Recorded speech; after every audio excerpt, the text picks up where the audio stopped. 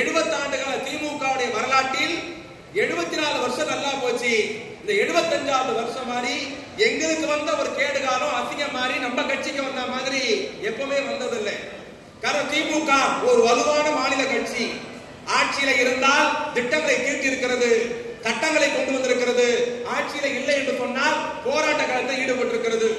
அண்ணா இருந்தார், நாவலர் இருந்தார், கலைஞர் இருந்தார், மதியழகர் இருந்தார், என் வி நடராஜர் இருந்தார், சத்தியவாணி முத்து இருந்தார், பேராசிரியர் அன்பழகர் இருந்தார். இப்படிலாம் தலைவர்லாம் திமுக இருந்தாங்க.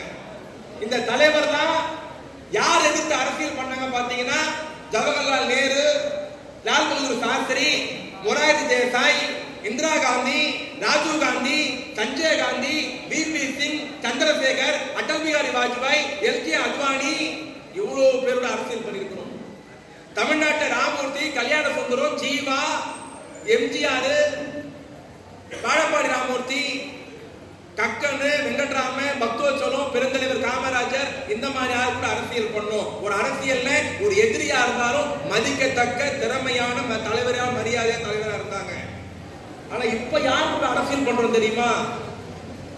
இப்ப நம்ம பண்ற அரசியல் யார் கூட பண்றோம்னா அணிலு, கரப்பாம்பூச்சி, ஆட்டுக்குட்டி, இன்னொருத்தவங்க யாரும் வந்திருக்கானே ஆமகரி, ஆமை. நேரு கூட அரசியல் பண்ணோம். யார் கூட பண்றோம்னா அணில் கூட பண்ணுகிறோம். இந்திரா காந்தி கூட அரசியல் பண்றது யார் கூட பண்ணோம்? இப்ப ஆமை கூட பண்ணுகிறோம். ராஜீவ் காந்தி கூட பாலிடிக்ஸ் பண்ணிட்டு யார் கூட பண்றோம்னா கரப்பாம்பூச்சி கூட பண்ணுகிறோம். இப்ப நாங்க அரசியல் மேடையில பண்றதா வண்டலூர் ஜூல பண்றதானே தெரியல. எங்களுக்கு தகுதியான எதிரி இன்னைக்கு தமிழ்நாட்டில் யாருன்னா இருக்கிறான்னு ஆணவமா சொல்லல.